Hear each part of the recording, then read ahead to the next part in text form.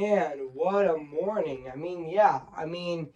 It is morning in my area right now, and I have to go out that door. And wait a minute, it's too small for me.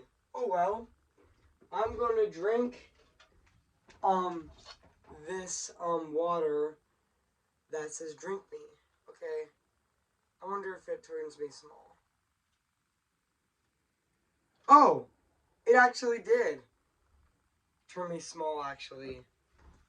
Now I'm just the right size to open that door. And okay, guys, so today I'm going to be re-reviewing Alice in Wonderland. So yeah, so before we go, I'm gonna say this. Cue the intro.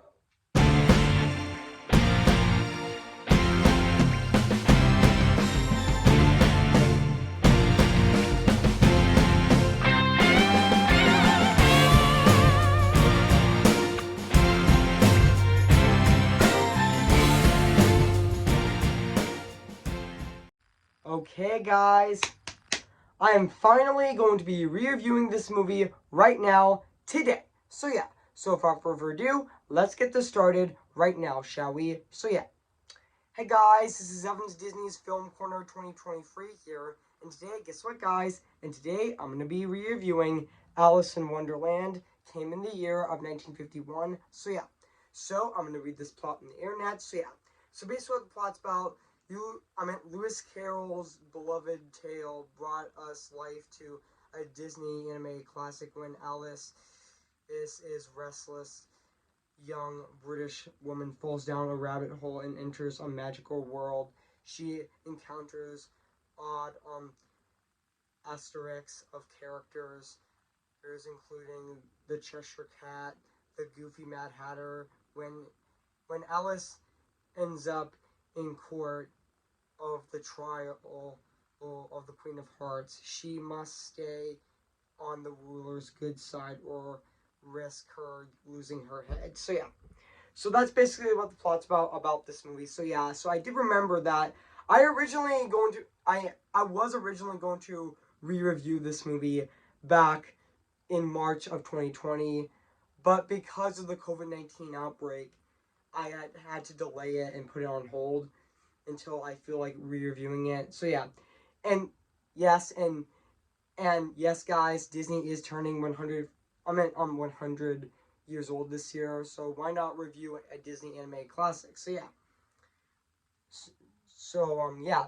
And also I'm also thinking about reviewing other Disney classics this year as well, considering that Disney is also going to be um turning 100 years old this year. Like I am going to be reviewing I am going to be doing my review on Robin Hood for its 50th anniversary this year. I am going to be reviewing that movie possibly November 16th of this year, so stay tuned for that.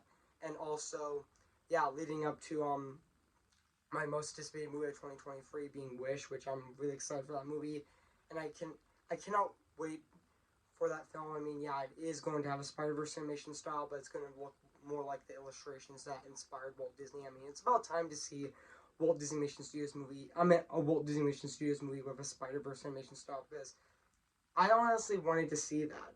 Which honestly, I'm really hoping, fingers crossed, that they do make another Spider-Verse animation style movie after Wish. So fingers crossed for that. So yeah, and also and also oh yeah. I mean, even though DreamWorks actually even though Sony Animation and DreamWorks actually did that with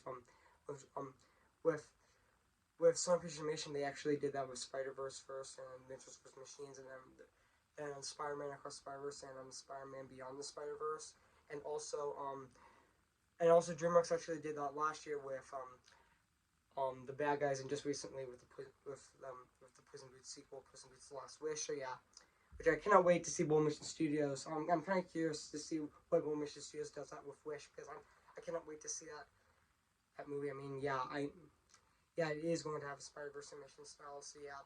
But more like the illustrations that inspired Walt Disney. So yeah, and also now back on to Alice in Wonderland. So yeah.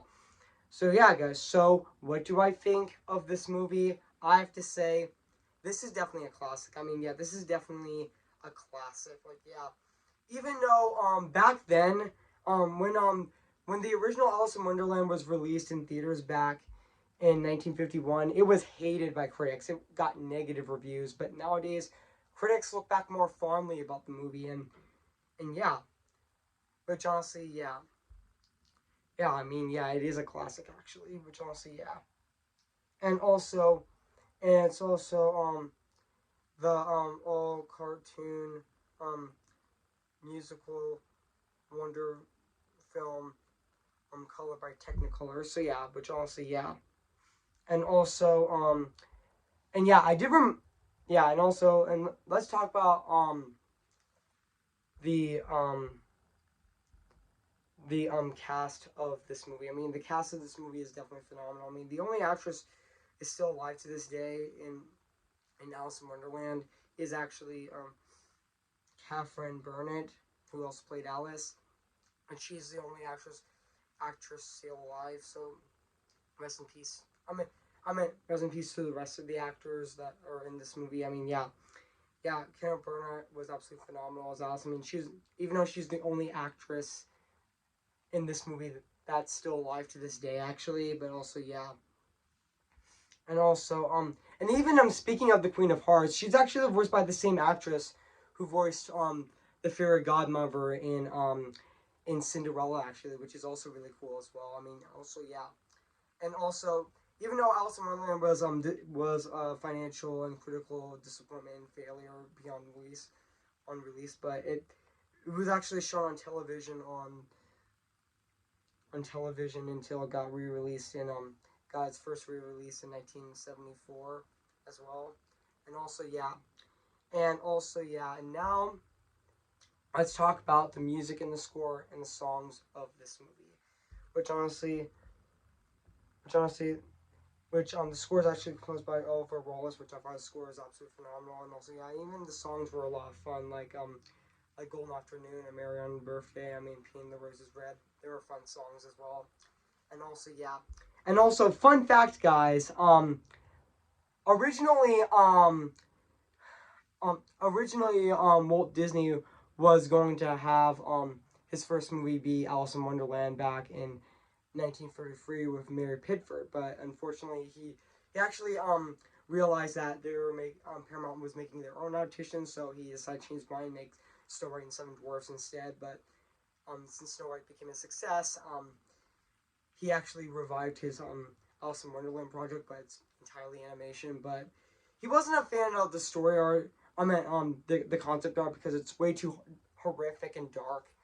Like it actually stayed true to the books, but it was way too dark and way too grotesque, and it would have been very difficult to animate. But yeah, even yeah, World War II did actually bring the movie to the um a whole, and it was and Walt decided to let go of the project, and also yeah, but also um but um but after the war was over, um he actually um he actually noticed the unique artwork from one of his artists, Mary Blair, and he actually was a big fan of her art because it looked very colorful and really amazing and very modern. So he decided to go with that style for Alice in Wonderland, which is very phenomenal. So yeah, and also speaking of the animation of this movie, now let's talk about the animation of this movie, which honestly it still looks phenomenal to this day. 72 years later, it still looks phenomenal. I mean, yeah, I mean, I love how it has that Mary Blair style to it. That definitely makes the movie really, really colorful. Actually, even though most of the movie is set in most of the movie is set in black, but we actually do see color in the film. When the movie does have color in it, it looks great actually. So yeah, but also yeah, but overall, guys, I have nothing else to say about this movie. It's a classic. So yeah, so overall, guys, I have nothing else to say. So yeah, guys. So if you haven't seen Alice in Wonderland 1951, where have been, I recommend it. It is streaming on Disney Plus. So yeah. So I'm gonna give Alice in Wonderland 1951 a 10 out of 10 spectacular.